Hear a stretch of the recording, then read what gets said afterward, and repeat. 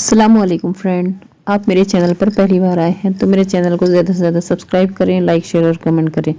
Subscribe करके मुझे support करें, शुक्रिया। हे दयालु सुंदरी, मेरी कहानी बहुत ही आश्चर्यकारी है। इन दोनों शहजादों की दाहिनी आंखें परिस्थितिवश गई हुई, किंतु मेरी आंख मेरी ही मूर्खता और मेरे ही अपराध के कारण फूटी है। इसका विस्तृत वर्णन करता हूँ। विस्तृत मेरा नाम अजब है और मैं महा ऐश्वर्यशाली बादशाह के सबका बेटा हूँ। पिता के स्वर्गवास के बाद मैं सिंहासनारूढ़ हुआ और उसी नगर में रहने लगा जिसे मेरे पिता ने अपनी राजधानी बनाया था। मेरी राजधानी समुद्र के किनारे बसी थी। उसकी रक्षा के लिए 150 युद्धपोत तैयार रहते थे।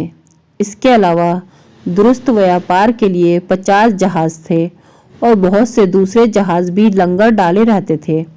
लोग उन पर बैठकर समुद्र में सैर सपाटा किया करें। मेरे राज्य में कई अन्य नगर और द्वीप भी थे। एक बार मेरी इच्छा हुई कि मैं अपने राज्य के नगरों और द्वीपों को जाकर देखूं। वहां के निवासियों को जो मेरे पिता की मृत्यु से शोकाकुल थे सांत्वना दूं और उन्हें आदेश दूं कि वे नागरिक कार्यों और व्यापार में तत्परता से लगे रहें। साथ ही मुझे यह शौक हुआ कि मैं जहाज चलाना सीखूं। इस उद्देश्य में से एक बड़े जहाज पर सवार होकर चला। मेरे जहाज के साथ 10 जहाज और चल रहे थे। 40 दिन तक वायु हमारे अनुकूल रही, किंतु फिर ऐसा तूफान आया कि हम जीवन की आशा खो बैठे। दूसरे दिन आकाश साफ हो गया। हम लोग द्वीप पर उतर पड़े। 2 दिन आराम करने और जहाज के भंडार भरने के बाद हम फिर चले। आशा थी कि 10 दिन में हम अपने देश को वापस पहुंच जाएंगे, किंतु ऐसा ना हुआ। कारण यह था कि जहाज एक अन्य तूफान में रास्ते से भटक गए थे। हमारे कप्तान ने एक आदमी को मस्तूल पर चढ़ाया कि शायद कहीं जमीन दिखाई दे। उसने बताया कि दाईं तरफ कोई काली सी वस्तु दिखाई दे रही है, शायद भूमि हो। लेकिन यह सुनकर कप्तान सिर पीटने लगे और बाल नोचने लगा और बोला, हे स्वामी, अब हम सब खत्म हो जाएंगे। हमारे बचने का कोई उपाय नहीं है। यह कहकर वह बुरी तरह रोने पीटने लगा। उसकी यह दशा देखकर माझी भी घबरा गए।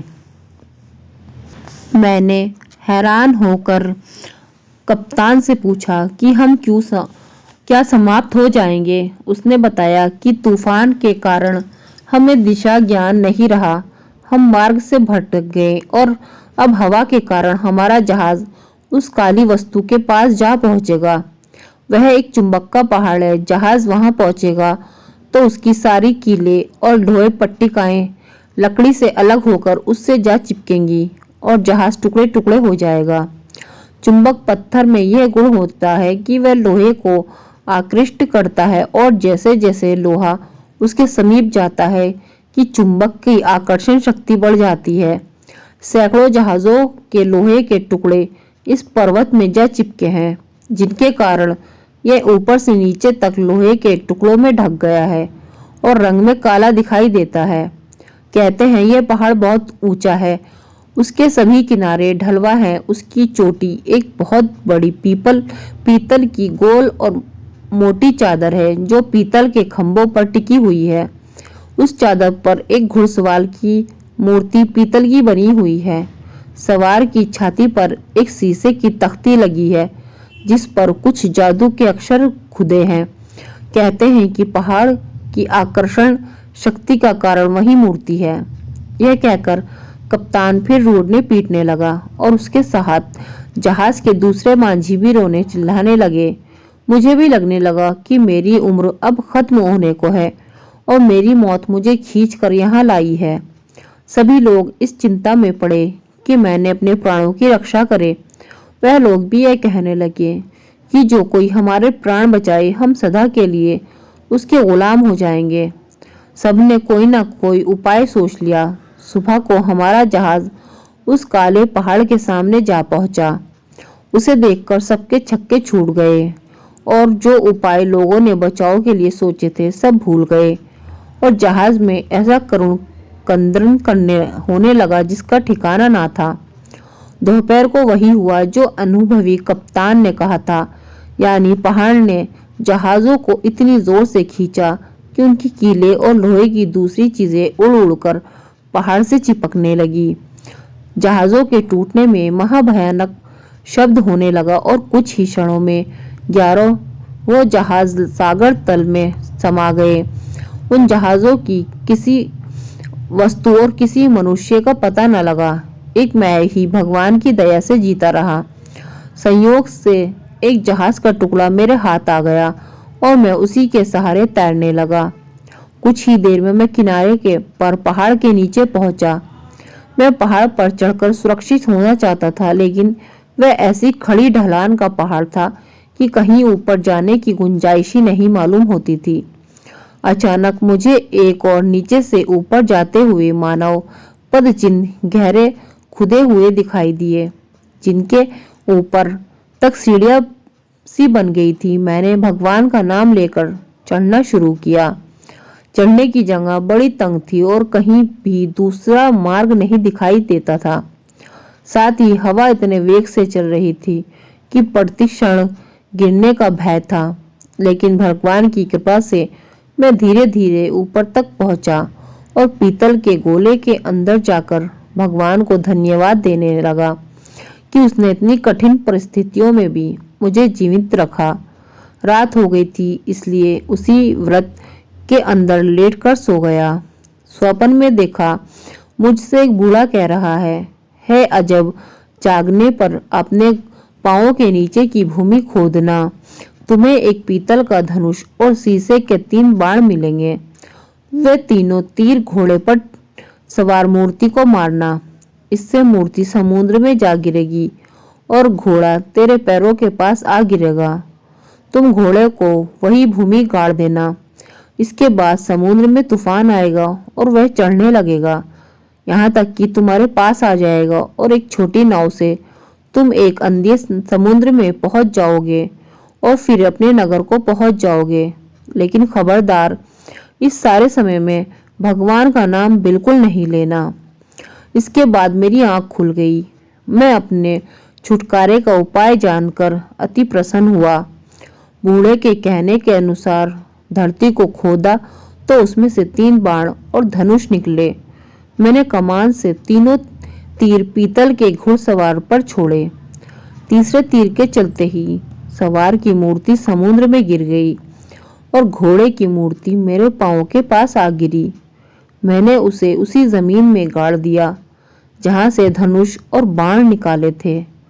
अब समुद्र चढ़ने लगा और चढ़ते चढ़ते पीतल के घेरे के पास आ गया। जहां मैं था वहां एक नाव भी आ लगी, जिसमें पीतल का माझी बैठा था। मैं नाव पर बैठ गया। वृद्ध पुरुष की हिदायत को ध्यान में रखकर मैंने भगवान का नाम न लिया, बल्कि अपना मुंह बंद ही रखा। पीतल का माझी 9 दिन तक नाव चलाता रहा और ऐसी जगह पहुंच गया जहां आसपास कहीं द्वीप दिखाई दे रहे थे। मैं बहुत खुश हुआ कि अब कठिनाइयों से उबर जाऊंगा और इसी दशा में भगवान को धन्यवाद दे बैठा। तुरंत ही माझी समेत वह नाव समुद्र में डूब गई। अब मैं फिर तैरने लगा और एक द्वीप की ओर जाने लगा। कई घंटों तक तैरता रहा, यहाँ तक कि शाम होने लगी और मेरे हाथ पांव भी थकन से ऐसे भारी हो गए कि तैरा ही ना ही जाता था। ऐसे ही मैं एक बड़ी भारी लहर आई और उसने मुझे तट पर ला फेंका। मैं दौड़कर आगे चला गया कि दूसरी लहर आकर मुझे वापस समुद्र में ना खींच ले जाए। मैंने अपने कपड़े उतारकर निचोड़े और हवा में हिलाकर सुखाए। फिर मैं इधर उधर घूमकर देखने लगा। कई फल वाले पेड़ दिखाई दिए, लेकिन वहां आदमी का कोई नहीं दिखाई दिया। मैंने कई फल खाए और इस तरह अपनी भूख और थकान दूर की। इसके बाद मैंने अपनी चिंता छोड़ दी और सोचा कि जो भगवान करेगा ठीक ही होगा। थोड़ी देर बाद देखा कि एक छोटा सा जहाज पाल उड़ता हुआ उस द्वीप की ओर आ रहा है। पहले मैंने सोचा कि वह तट पर आए तो मैं उसके पास जाऊं। फिर सोचा अच्छी तरह देख लेना चाहिए, ऐसा तो नहीं कि उसमें लुटेरे हो या मेरे शत्रु हो। इसलिए मैं घने और ऊंचे पेड़ पर चढ़ गया और छुपकर बैठ गया और ध्यानपूर्वक देखने लगा कि जहाज के लोग क्या करते हैं। कुछ ही देर में जहाज किनारे पर रुका और उसमें से बहुत से आदमी फावड़े और दूसरे औजार लेकर निकले। फिर वे कुछ दूर जाकर भूमि खोदने लगे। खोदते खोदते वे एक दरवाजे तक पहुंच गए।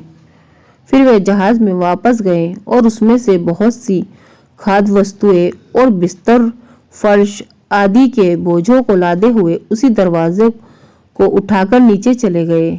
फिर वो लोग जो नौकर चाकर ज्ञात होते थे जहाज में जाकर एक वृद्ध पुरुष और 14-15 वर्ष के अति सुंदर बालक को लाए और सबके सब दरवाजे से नीचे उतर गए, जहां स्पष्ट ही कोई मकान बना हुआ था।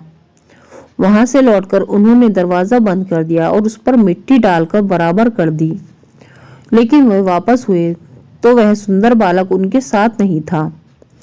मुझे यह सब देखकर अत्यंत आश्चर्य हुआ। मैं कुछ देर और देखता रहा। वह जहाज फिर चल पड़ा और जब मैंने देखा कि वहां कोई नहीं है तो पेड़ से उतरकर उस स्थान पर गया जहां पर उन्होंने भूमि खोदी थी।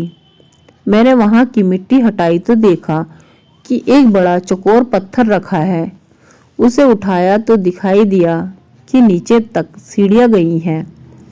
मैं उतरकर नीचे गया तो देखा कि बहुत बड़ा मकान है जहां हर तरफ कालीन बिछे हैं। दालान में कालीन पर सुंदर गद्दे पड़े हैं जिन पर सुनहरे गिलाफ चढ़े हैं। वहां पर बालक बैठा था। वह एक हल्का सा पंखा झल रहा था। उसके बाद 2 बड़ी मोमबत्तियां जल रही थी। कई गुलदस्ते और खाने पीने की बहुत सी चीजें उसके पास रखी थी। मुझे वहां देखकर वह बालक घबरा गया। मैंने उसे तसल्ली देते हुए कहा कि तुम मुझसे डरो नहीं, तुम तो राजकुमारों जैसे लगते हो। मैं तुम्हारे जैसे बच्चों को किसी प्रकार की हानि नहीं पहुंचाना चाहता। मुझे यह देखकर दुख हुआ कि तुम्हारे साथी तुम्हें जीते जी ही इस कब्र में गाड़ गए हैं।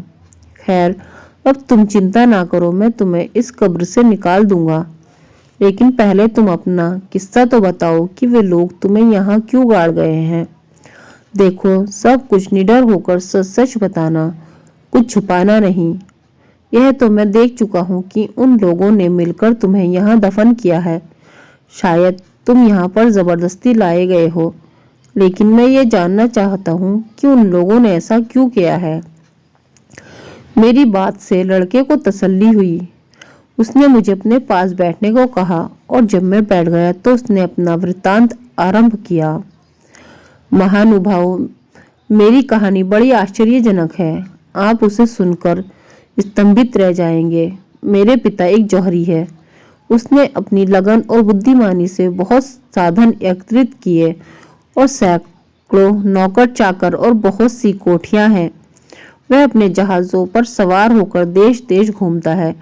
हर स्थान पर उसके गुमाश्ते हैं जो उसकी ओर से रत्नों का क्रय विक्रय करते हैं।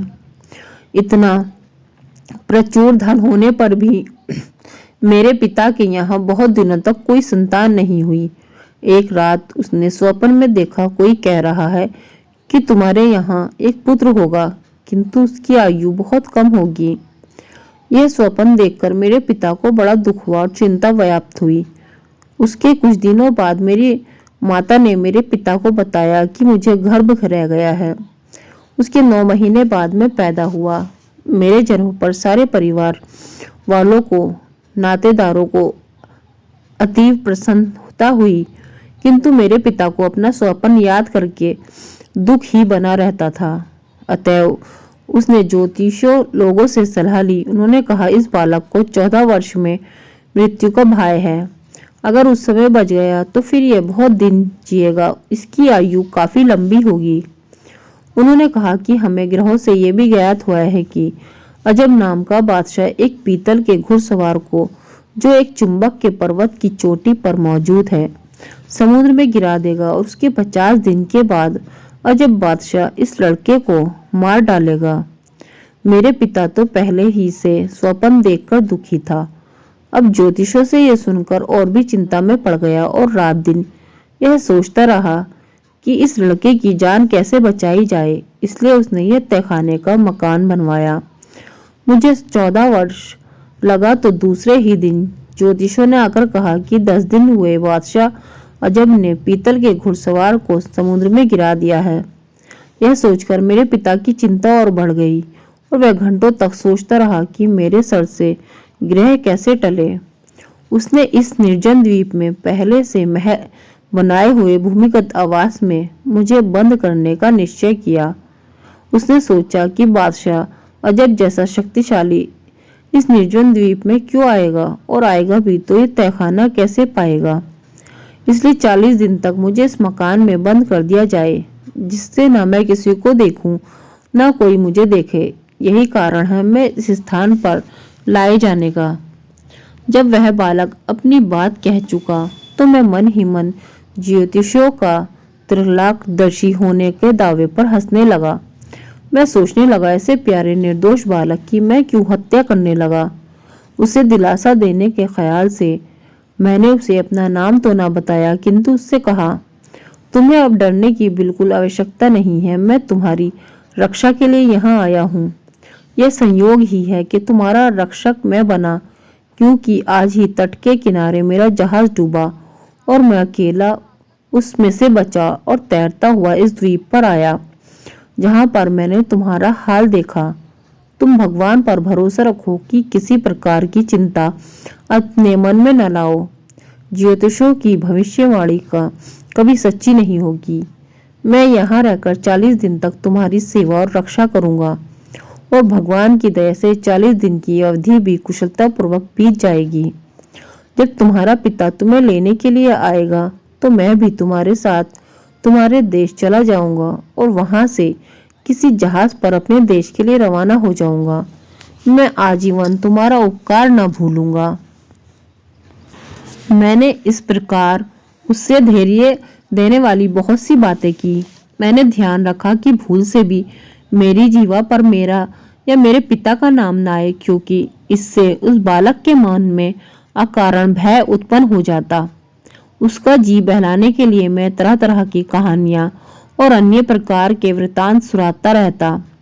वह बालक अत्यंत कुशाग्र बुद्धि जान पड़ता था और इतने दिनों तक चुपचाप रहने के बाद मुझे उससे वार्तालाप करके बड़ी प्रसन्नता हो रही थी।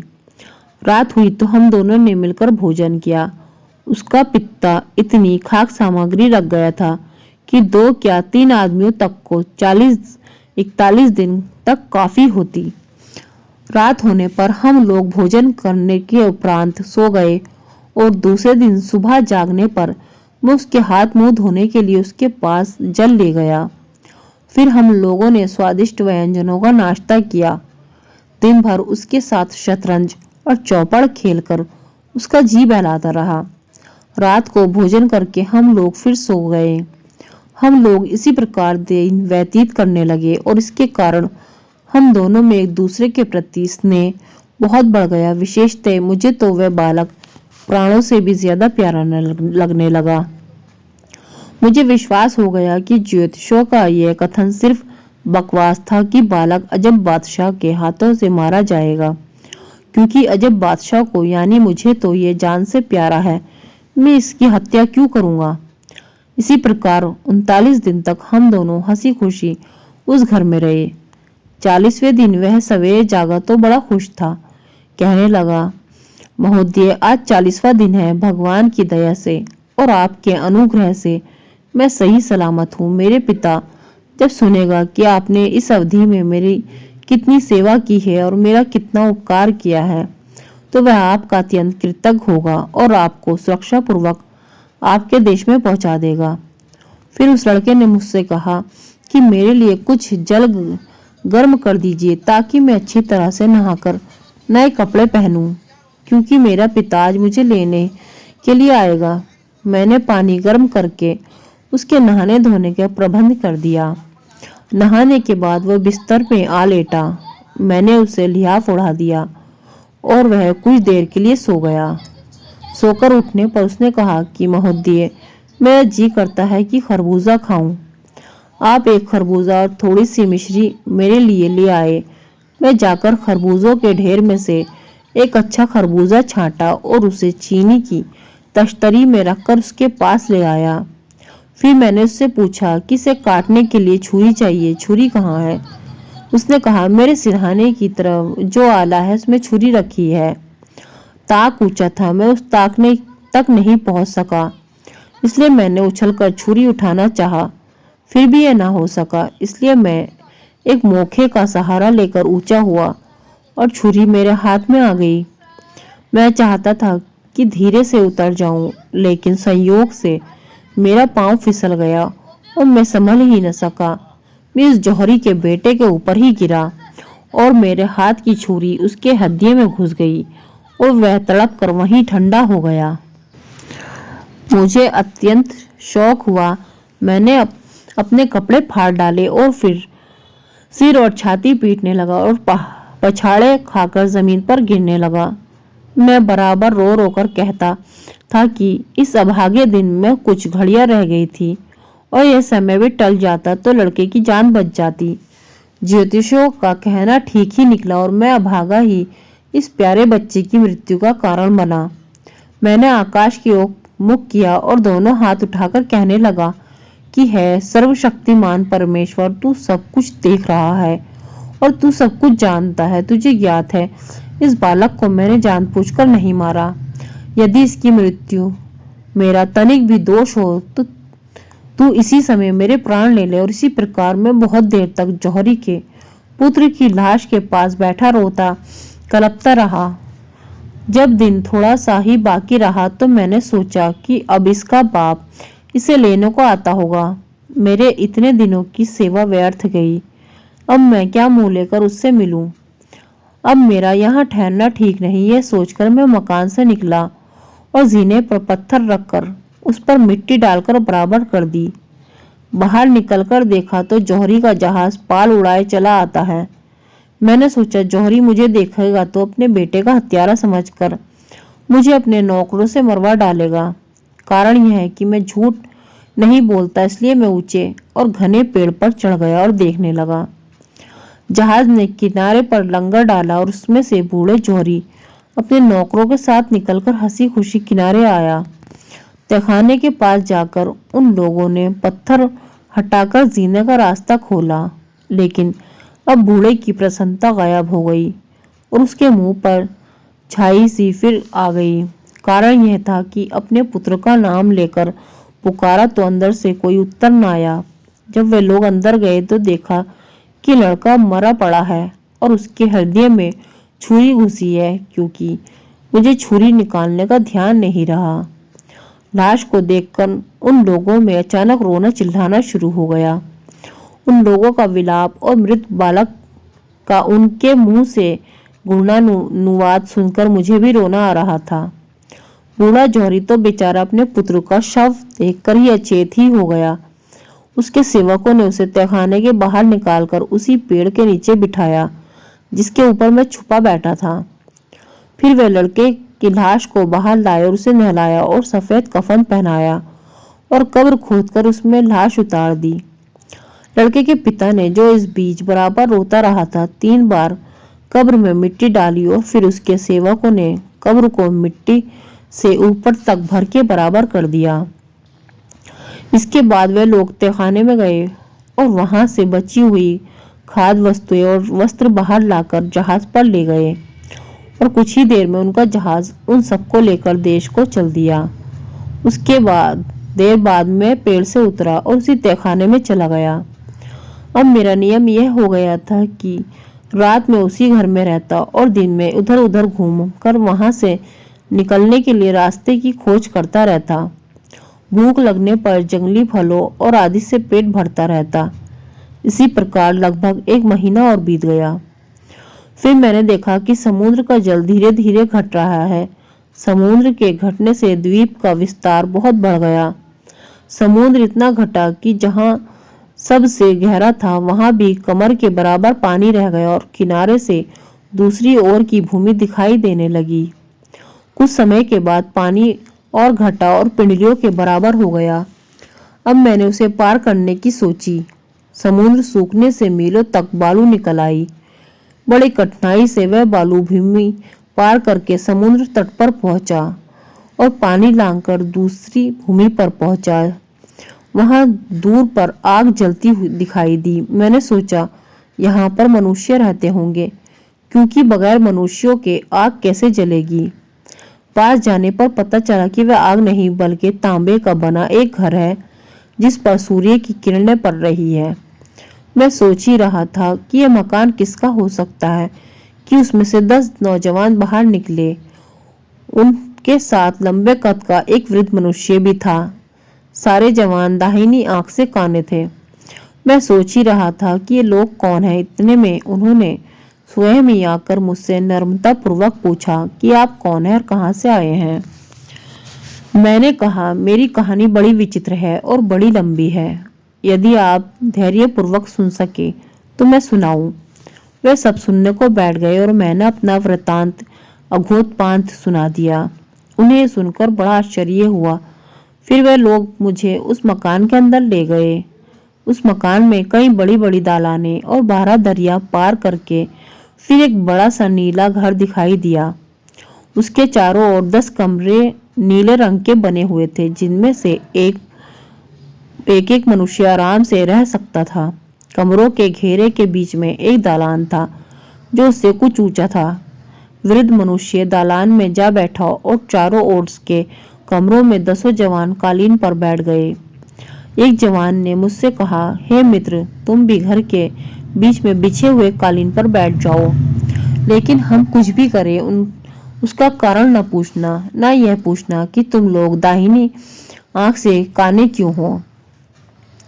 कुछ देर में वह बूढ़ा उठा और 10 काने जवानों के लिए खाना लाया। उसने हर एक को खाने में से उसका भाग दिया और एक भाग मुझे भी दिया, जिसे मैंने खा लिया। भोजनोपरांत वृद्ध पुरुष ने हम लोगों को एक प्याला सुगंधित मदिरा का दिया। फिर उन लोगों ने मेरे वृतांत को, जो उन्हें अद्भुत और रोचक लगा था, दोबारा सुना। उसके बाद हम इधर उधर की बहुत सी बातें करते रहे। जब काफी रात बीत गई तो एक जवान ने बूढ़े से कहा कि हमारे सोने का समय हो गया है, अभी तुम हमारे दैनिक नियम की चीजें नहीं लाए। बूढ़ा एक कोठरी के अंदर जाकर वहां से 10 थाल नीले ढक्कनों से ढके हुए लाया और हर जवान के सामने उसने एक एक थाल रख दिया। ढक्कन खोलने पर हर थाल में राख और काली स्याही थी। उन्होंने राख और काली स्याही को मिलाकर अपने अपने चेहरे पर मल लिया, जिससे वे सब कुरूप ही नहीं भयानक भी दिखाई देने लगे। फिर वे सब चिल्ला चिल्ला कर रोने लगे, मुंह और सीना पीट पीट कर कहने लगे कि हाय, हमने कैसी भयानक मूर्खता की और उसका हमें कैसा कुफल मिला है। बहुत देर तक वे जवान इसी प्रकार रोते पीटते रहे। जब उन्होंने विलाप बंद किया तो वही बूढ़ा एक एक करके सभी के पास पानी और चिलमची ले गया। सभी ने अपना मुंह धोया और जो कपड़े फाड़ डाले थे उन्हें उतार कर बदला और अपने अपने कक्ष में जाकर सो गए। उन लोगों की यह दशा देखकर मैं अत्यंत उत्कंठित हुआ। मैंने वचन दिया कि उनसे कुछ न पूछूंगा, किंतु मुझे उत्सुकता के कारण रात भर नींद न आई। दूसरे दिन सुबह हम सभी लोग सैर के लिए बाहर निकले तो मैंने उनसे कहा, सज्जनों, आप लोग हर तरह ज्ञानवान और बुद्धिमान हैं, किंतु कल रात आप लोगों ने जो किया वह उन मंतों के अलावा कोई भी नहीं करेगा। मैं बड़ा परेशान हूँ। मैंने आपको वचन दिया है कि मैं आपके कार्यकलाप के बारे में या आपके काने होने का कारण न पूछूंगा, किंतु यह भी सत्य है कि यह बातें पूछे बगैर मुझसे रहा नहीं जाता। इसलिए मैं आपसे पूछता हूँ कि आप लोगों ने अपना मुंह क्यों काला किया और क्यों मातम किया। यह भी कि आप सभी दाहिनी आंख से काने क्यों हैं। किंतु उन्होंने कहा कि हमें तुम्हें ये सब बातें नहीं बता सकते। अगर तुम्हें हमारे साथ रहना हो तो इन प्रश्नों को भूल जाओ। वह दिन भी बीत गया। रात को हम लोगों ने फिर अलग अलग भोजन किया।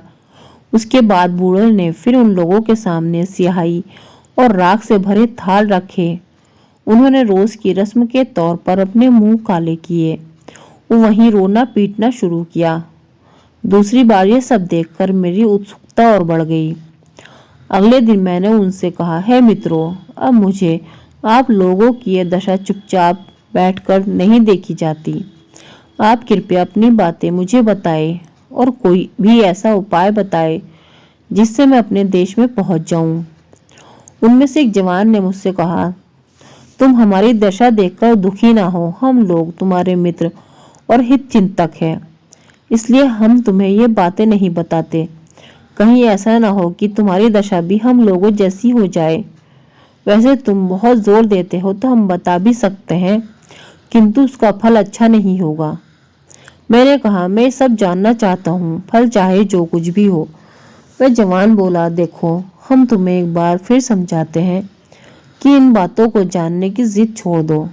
हमारा कहना मानो, इस बारे में कुछ ना पूछो, वरना हमारी तरह तुम भी काने हो जाओगे। मैंने कहा, इस बात के फलस्वरूप मुझे जो भी दुख पहुंचेगा मैं उसे सहने के लिए तैयार हूँ।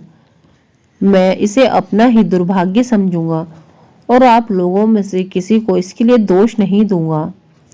उस जवान ने कहा, देखो, अगर किसी कारणवश तुम्हारी दाहिनी आंख फूटी और तुम हमारे पास वापस आए तो तुम हमारे साथ नहीं रह पाओगे। और तुम देख रहे हो कि यहाँ 10 ही कक्ष है और 10 भरे हुए हैं। यहाँ अब 11वें आदमी के रहने की गुंजाइश नहीं है। मैंने कहा, मुझे यह भी स्वीकार है कि आप मुझे यहाँ ना रहने दें, लेकिन अपना भेद जरूर बताएं। जब उन 10 जवानों ने देखा कि मैं अपनी बात पर अड़ा हुआ हूँ तो उन्होंने एक भेड़ का वध किया और उसकी खाल उतारी। फिर छुरी मुझे दे दी और कहा, इसे होशियारी से रखो और ये तुम्हारे बहुत काम आएगी। हम लोग तुम्हें इस भेड़ की खाल में सी देंगे और यहाँ से हट जाएंगे।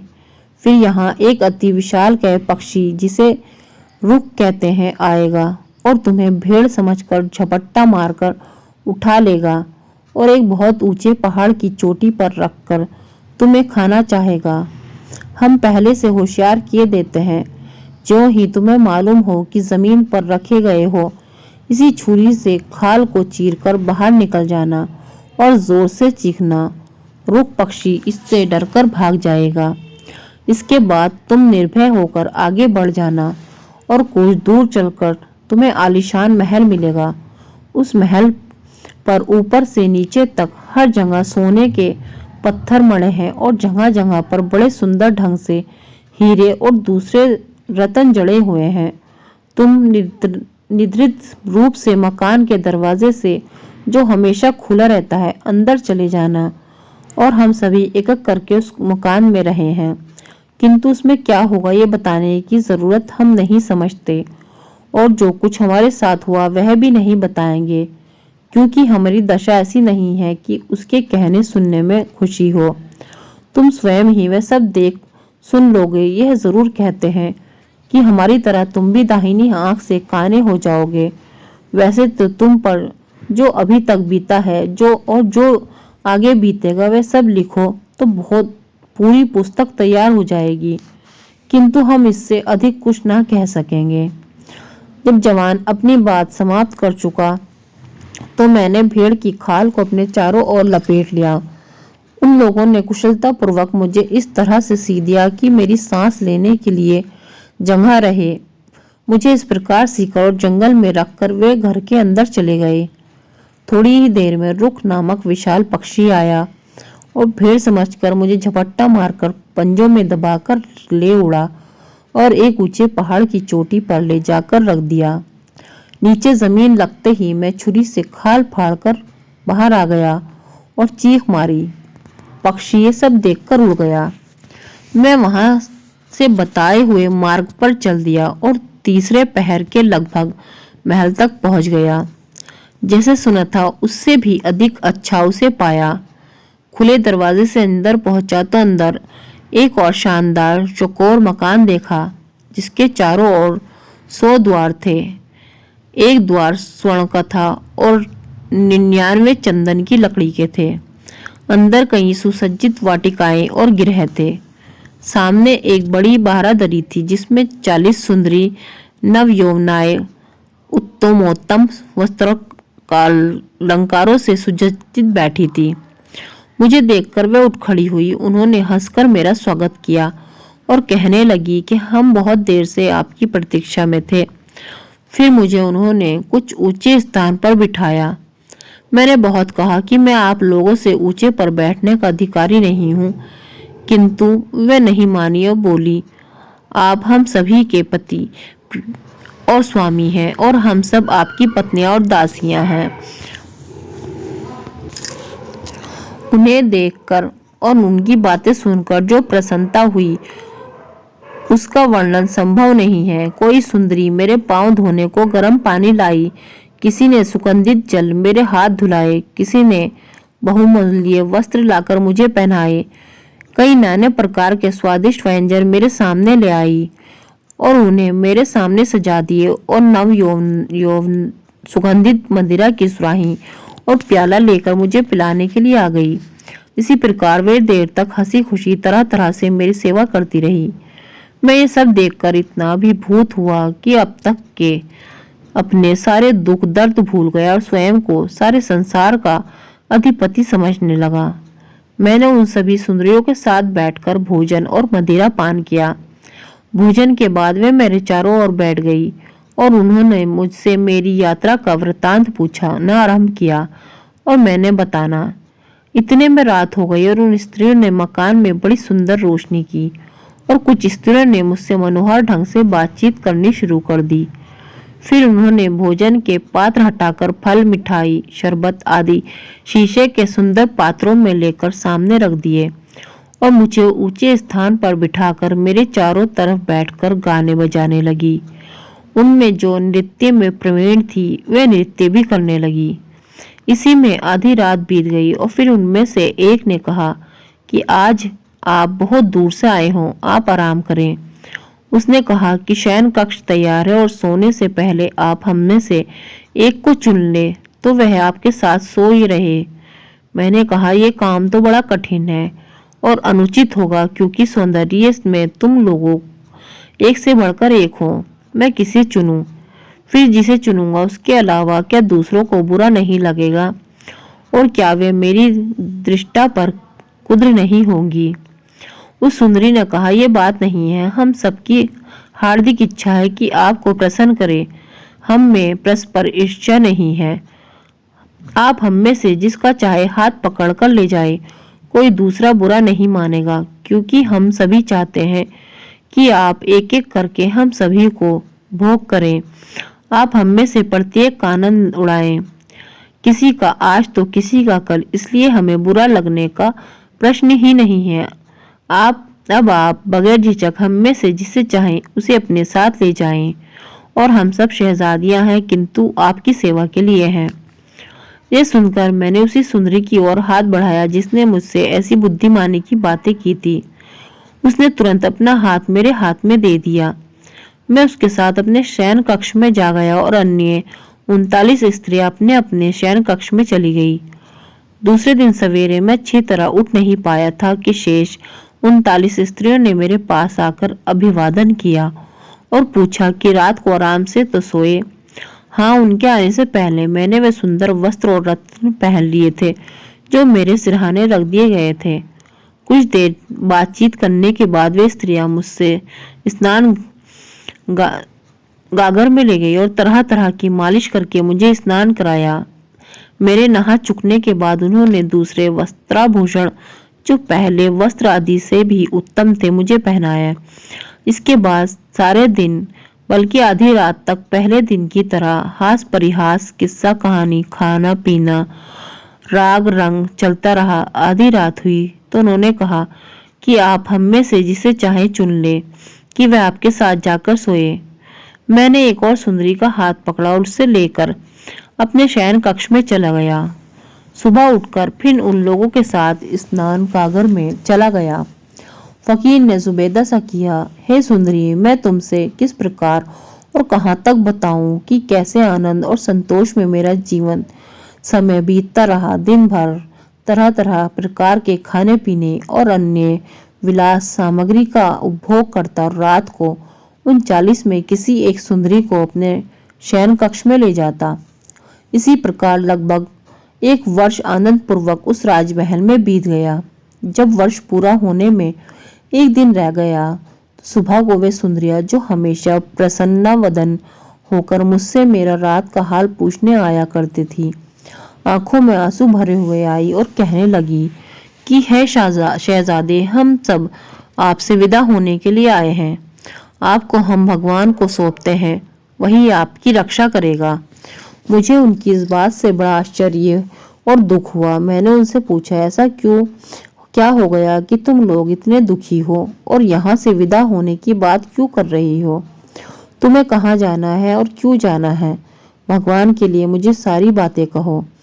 अगर तुम किसी संकट में हो और मैं तुम्हारी सहायता की आवश्यकता हो तो मुझे से जो भी सहायता बन पड़ेगी वह मैं करूँगा। उन्होंने कहा, कुछ नहीं हो सकता। भगवान की यही इच्छा है कि हम लोग हमेशा के लिए अलग हो जाएं और आज के बाद न आप कभी हमें देखें न हम आपको देखें। आपकी तरह पहले भी यहाँ कई लोग आए और फिर ऐसे अलग हुए कि हमें आज तक उनका कोई हाल मालूम नहीं हुआ। वही बात आपके साथ होने वाली है। यह कहने के बाद उन सभी ने विलाप करना आरंभ कर दिया।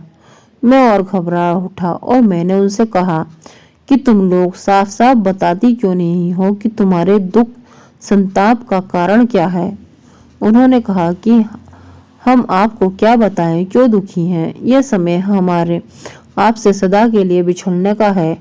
हाँ, एक बात है कि अगर आपको हमसे मिलने की उत्कष्ट इच्छा हो और उसके लिए जो प्रतिज्ञा करे उस पर दृढ़ रहे तो हम लोगों को आपसे फिर मिलन भी हो सकता है। मैंने कहा, मेरी समझ में कुछ नहीं आया कि तुम्हारी बातों का क्या अर्थ है। मैं तुम्हें ईश्वर की सौगंध दिलाता हूँ कि सारी बात को साफ समझकर कहो। अब उनमें से एक ने कहा, सबसे पहले तो यह समझ लीजिए कि हम 40 शहजादियां हैं।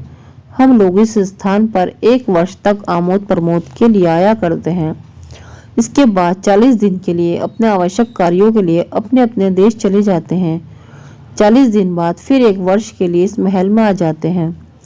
कल हमारा यह वर्ष पूरा हो जाएगा, इसलिए आज हम लोग आपसे विदा ले रहे हैं। यही कारण है हमारे शोक और विलाप का। हम यहाँ से जाने के पहले आपको यहाँ के 100 कोठों की कुंजा सौंप जाएंगे।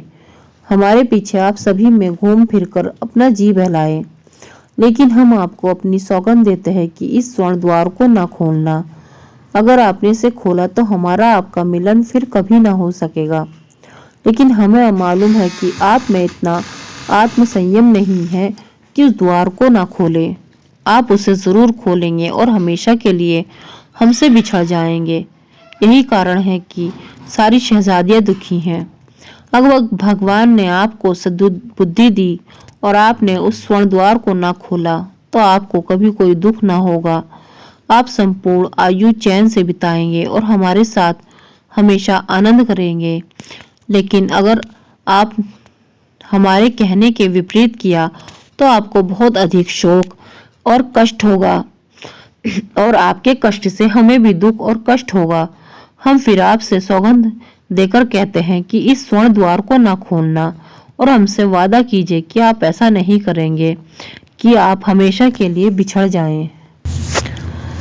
हम वैसे इस स्वर्ण द्वार की चाबी अपने साथ भी ले जा सकते हैं, किंतु यह अच्छा नहीं मालूम होता कि आप जिसे जिम्मेदार और बड़े आदमी पर अविश्वास करें और चाबी आपके हाथ में न दें। हाँ, एक बार फिर ये कहते हैं कि अगर आपने ये स्वर्ण द्वार खोला तो हमें और आपको अतीव कष्ट होगा। उनकी बातें सुनकर मैं भी दुखी हुआ। मैंने उनसे कहा, मुझे तुम लोगों से अलग होने का अत्यंत दुख है। खैर, किसी प्रकार का ये 40 दिन काटूंगा। तुम्हारी इस नसीहत को हमेशा याद रखूंगा कि यह स्वर्ण द्वार न खोलूं। मुझे तो नहीं मालूम होता कि मुझ में इतना धैर्य है कि तुमसे किया हुआ वादा तोड़ दूं। इससे अधिक साधारण बात यह होगी कि मैं 100 दरवाजों को खोलकर घूमूं फिरूं और एक को खोलने से बाज रहूं।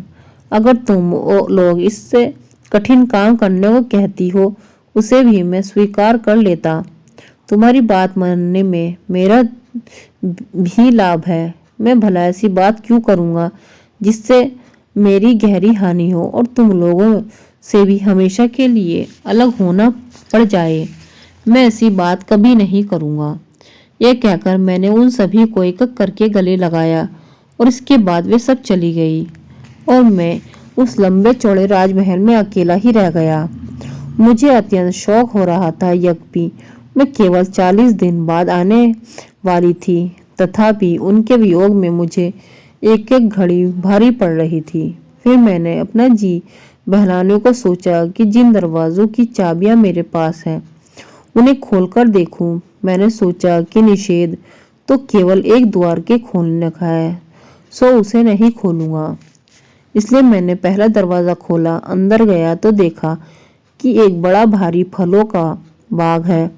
ऐसा शानदार फलों का बाग संसार में शायद ही कोई और हो। उसमें सहसों सघन और सुंदर वृक्ष उचित दूरियों पर लगे थे। उसमें कई प्रकार के सुआदु और आकर्षक रंगों के फल लगे हुए थे। उनमें से बहुत से फल ऐसे थे जिनका मैं नाम भी नहीं जानता था। उन वृक्षों में सिंचाई का प्रबंध इस प्रकार किया गया था कि एक बड़ी और पक्की नहर से काट काट कर छोटी छोटी नहरें इस कारीगरी की से निकाली गई थी कि प्रत्येक वृक्ष की जड़ में पानी पहुंचता था।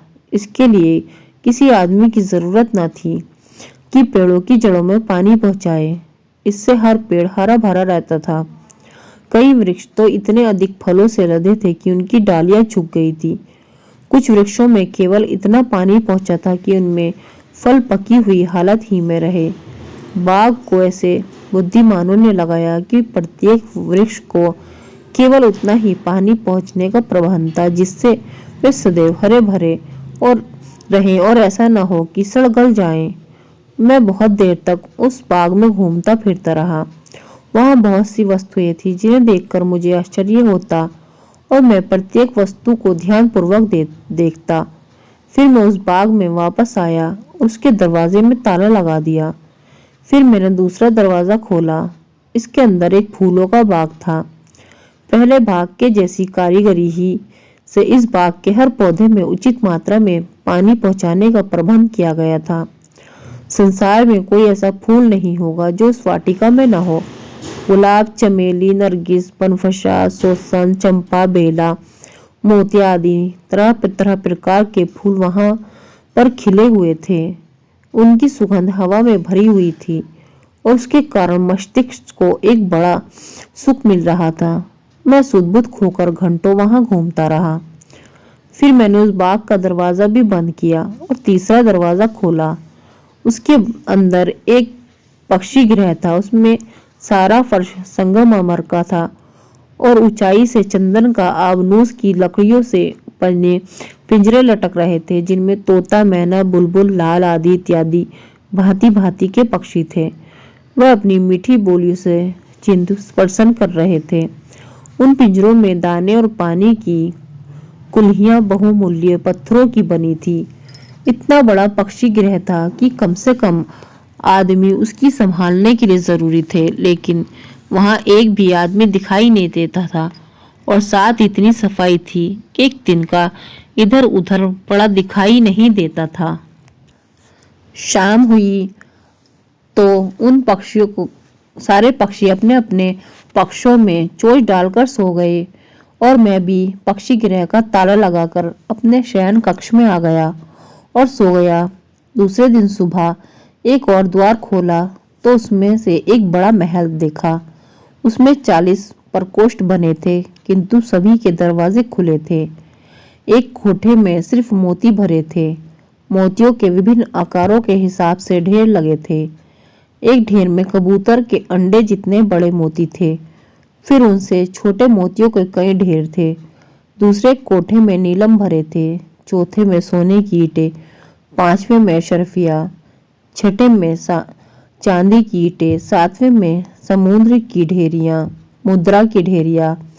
इसी प्रकार अन्य कोठों में किसी में पुखराज, किसी में पन्ना, किसी में मूंगा आदि रत्न भरे थे। इस असीम रत्नागार को देखकर आश्चर्यवंत हुआ और सोचने लगा, मैं कितना भाग्यशाली हूँ कि इतने खजाने और 40 सुंदर शहजादियों का स्वामी हूँ। फकीर ने जुबैदा से कहा कि हे सुंदरी, मैं उस ऐश्वर्य का उल्लेख करने में असमर्थ हूँ जो मैंने वहां देखा। 39 दिनों तक मैं विभिन्न द्वारों में जाकर वहां की आश्चर्यप्रद वस्तुएं देखता रहा। 40वें दिन मेरे देखने के लिए सिर्फ एक दरवाजा रह गया। ये वही दरवाजा था जिसे खोलने को मुझे से मना किया गया था। मुझे शैतान ने बहका दिया और मैंने अपनी कस्में और वादे तोड़कर उस दरवाजे को भी खोल डाला। दरवाजा खोलते ही उससे बड़ी तेज सुगंध आई जिससे मैं सुध-बुध खो बैठा। होश में आया तो अंदर गया और ठहर कर उस गंध के कम होने की प्रतीक्षा करने लगा। फिर अंदर जाकर देखा तो बहुत बड़ा महल है जिसके फर्श पर केसर बिछी है और सोने की तिपाहियों पर चांदी के दीपक जल रहे हैं जिनमें इत्र के जैसे सुगंधित तेल भरे थे। इसी से वहां तेज सुगंध हो रही थी। और भी कई आश्चर्य की चीजें मैंने वहां पर देखी। मैंने देखा कि एक बहुत उम्दा मुश्की घोड़ा बंधा है। उसके सामने जो जलपात्र था उसमें गुलाब जल भरा हुआ था और खाने की नांद में तिल और जौर भरे थे। उस घोड़े की लगाम में सोने के पत्थर लगे थे। मैंने उस घोड़े की लगाम पकड़कर उसे बाहर निकाला कि बाहर के प्रकाश में उसे भली प्रकार देख लूं। बाहर लाकर मैं उस पर सवार हो गया और उसे चलने का इशारा दिया, लेकिन वह ना चला। फिर मैंने उसे एक चाबुक मारा। चाबुक लगते ही घोड़ा भयानक रूप से हिनहिनाया और अपने पंखों से, जिन्हें मैंने पहले नहीं देखा था, उड़ चला। मैं घबराकर उसकी अयाल पकड़कर लटक गया। घोड़ा मुझे लेकर इतना ऊंचा उड़ा कि वहां से पृथ्वी बहुत छोटी दिखाई देती थी। फिर वह उतरकर उसी तांबे की मकान की छत पर पहुंचा गया जहां मैं पहले पहुंचा था। वहां उसने अपने शरीर को इतनी जोर से झटका दिया कि मैं पीठ के बल जमीन पर गिरा। घोड़े ने अपनी पूंछ मेरी दाहिनी आंख में मारी जिससे वह फूट गई। फिर घोड़ा उड़ गया। मैं किसी तरह गिरता पड़ता नीचे आया। नीचे बारादरी और उसके इर्द गिर्द बने हुए 10 कमरों को देखकर मुझे विश्वास हो गया कि ये वही महल है जहां मैं पहले आया था। उस समय वे 10 जवान वहां नहीं थे। मैं उनकी प्रतीक्षा करने लगा। कुछ देर में वे लोग बूढ़े आदमी के साथ वहां आए। उन्होंने न मेरी और कुछ ध्यान दिया न मेरी आंख फूटने पर सहानुभूति प्रकट की। उन्होंने कहा, देखो भाई, हम लोग तो तुम्हारे दुर्भाग्य का कारण नहीं सिद्ध हुए। मैंने कहा, आप लोग ठीक कहते हैं। मुझ पर जो मुसीबत पड़ी वह अपनी ही मूर्खता के कारण पड़ी, किंतु मैं जानता हूँ कि इस मुसीबत को दूर करने का भी उपाय है या नहीं। उन्होंने कहा, अगर ऐसा उपाय जानते तो अपनी मुसीबत को दूर न कर लेते। तुम्हारी तरह हम लोग भी 1-1 वर्ष तक उन शहजादियों के साथ आनंद पूर्वक रहे। अगर हम वह स्वद्वार न खोलते तो हम उनके साथ आनंद पूर्वक रहते। तुम हम लोगों से अधिक बुद्धिमान दिखाई देते थे, फिर भी तुम वह सोने का दरवाजा खोलने से बाज ना सके और अपने को ऐसी मुसीबत में डाल बैठे। अच्छा यह तो हम तुम्हें पहले ही बता चुके हैं कि अब यहाँ 11वें आदमी के रहने के लिए स्थान नहीं है। तुम्हारे लिए यही उचित होगा कि तुम यहाँ से बगदाद जाओ, जहाँ का रास्ता हम बता देंगे। वहाँ तुम्हें ऐसा व्यक्ति मिलेगा जो तुम्हारे दुख दूर करेगा। उनकी सलाह मानकर मैं बगदाद पहुंचा। रास्ते में दाढ़ी मूछ और भवें मुंडवा दी और फकीरों के वस्त्र पहन लिए। चलते चलते बहुत दिन बाद आज शाम को बगदाद पहुंचा। पर कोटे पर इन दोनों साथियों से भेंट हुई। फिर तुम्हारे घर आए जहां तुमने हमारा बड़ा सत्कार किया। जब तीसरा फकीर अपना हाल कह चुका तो जुबैदा ने उससे और उसके दोनों साथियों से कहा कि मैंने तुम तीनों का अपराध क्षमा किया और तुम लोग यहाँ से चले जाओ। एक फकीर ने कहा कि आप कृपया करके हमें इतनी अनुमति दे दे कि हम यहाँ रुककर इन बाकी 3 आदमियों की कहानी भी सुन ले।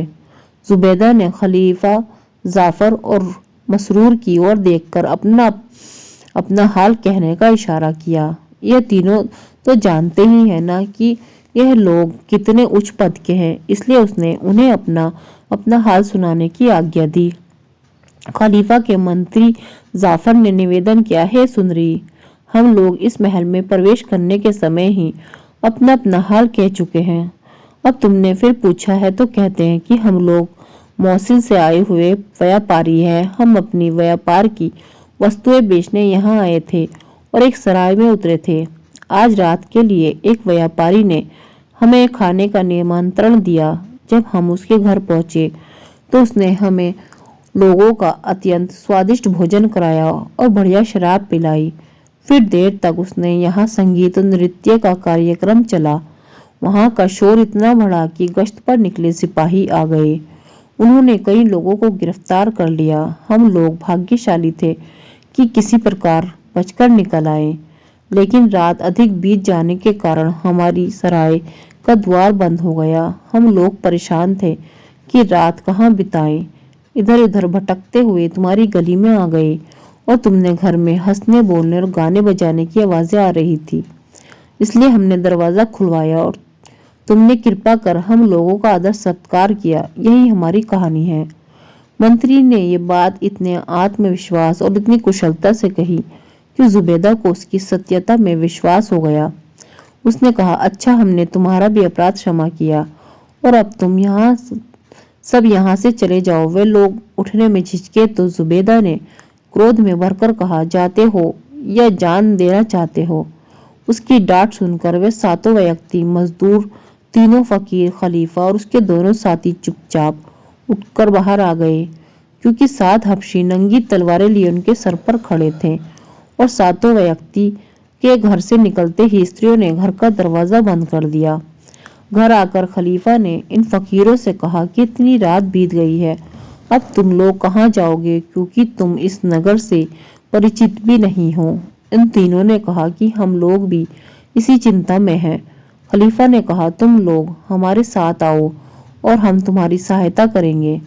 यह कहकर खलीफा ने मंत्री के कान में कहा कि इन तीनों को अपने घर ले जाकर ठहराओ और कर मेरे दरबार में हाजिर करो। अतएव मंत्री जाफर और उन तीनों फकीरों को अपने घर ले गया और इधर मसरूर सहित खलीफा भी अपने महल में आ गए। खलीफा शयन कक्ष में जाकर अपनी शैया पर लेट गया, किंतु उसे सारी रात नींद नहीं आई। उसने जो कुछ देखा सुना था उसका विचित्र उसके चित्त से उतरता ही नहीं था। वह इसी चिंता में था कि ये बात जान ले कि जुबैदा कौन है और उसने दोनों कुतियों को क्यों मारा और फिर क्यों प्यार किया। साथ ही उसे यह जानने की भी बड़ी इच्छा थी कि अमीना के शरीर पर जो काले निशान पड़े हैं उनका क्या भेद है। सुबह वह नित्य क्रम नाश्ता आदि से निश्चिंत होकर दरबार में गया और सिंहासन पर बैठकर कुछ देर में मंत्री ने आकर उसे प्रणाम किया। खलीफा ने मंत्री से कहा, जब तक मैं उन तीनों स्त्रियों और उन दोनों काली कुतियों का पूरा हाल न जान लूंगा मुझे चैन न मिलेगा। इसी कारण मुझे रात भर नींद नहीं आई। तुम तुरंत जाओ और उन तीनों फकीरों की और तीनों स्त्रियों को मेरे सम्मुख उपस्थित करो। मंत्री ने मकान में जाकर पिछली रात की बातों का उल्लेख किया बगैर उन तीनों स्त्रियों से कहा कि खलीफा तुम लोगों से कुछ बात करना चाहते हैं, तुम दरबार में चलो। अतएव वो तीनों अपने ऊपर बुर्खा डालकर मंत्री के साथ चल दी। रास्ते में मंत्री ने अपने घर होते हुए तीनों फकीरों को भी बगैर उन्हें कुछ बताए अपने साथ ले लिया। खलीफा उन स्त्रियों और फकीरों को देखकर बड़ा प्रसन्न हुआ। उन तीनों स्त्रियों को अपने पीछे की ओर पर्दे से पीछे बिठाया ताकि दरबारियों सेवकों को प्रकट हो जाए कि सम्मानीय महिला है। फिर उसने तीनों फकीरों को, जो दरअसल राजा और राजकुमार थे, उनकी प्रतिष्ठा के अनुसार अपने समीप आसन दिए। स्त्रियों के आसन ग्रहण करने के बाद खलीफा ने उनकी ओर मुंह करके कहा, कल रात मैंने मौसिल के व्यापारी के रूप में तुमसे भेंट की थी। हमारी बातों से तुम लोगों को कुछ दुख हुआ था और इसलिए तुम हम लोगों से नाराज हुई थी। मैंने आज जो तुम्हें बुलाया है वह इसलिए नहीं कि तुम लोगों को कोई दंड देना चाहता हूँ। मैंने वह बात तो भुला दी है। मैं तुम्हारे आने से बड़ा प्रसन्न हूँ। तुमने जो सद्बुद्धि है वह यदि बगदाद की सारी स्त्रियों में आ जाए तो कितना अच्छा हो। यद्यपि हमने अपना वादा तोड़कर तुम्हें दुख पहुंचाया, किंतु फिर भी तुमने हम लोगों पर कृपा करके हमें छोड़ दिया। खलीफा ने आगे कहा, कल रात मैं मोसिल का व्यापारी था और तुम्हारे आदेश में था। इस समय मैं हारून रशीद अब्बास वंश का 7वां खलीफा और हजरत मोहम्मद का वंशज हूँ। मैंने तुम्हें इसलिए बुलाया कि मैं जानूं कि तुम कौन हो और तुम तीनों में से एक स्त्री के कंधों पर काले निशान किस लिए है। यद्यपि खलीफा ने यह सब स्पष्ट शब्दों में उनसे कहा था, तथापि मंत्री ने एक बार फिर इन बातों को दोहरा दिया। ये सुनकर जुबैदा ने अपनी बीती आरंभ की। फ्रेंड्स, आपको कहानी पसंद आई तो मेरे चैनल को सब्सक्राइब करें, लाइक शेयर कमेंट करें। शुक्रिया।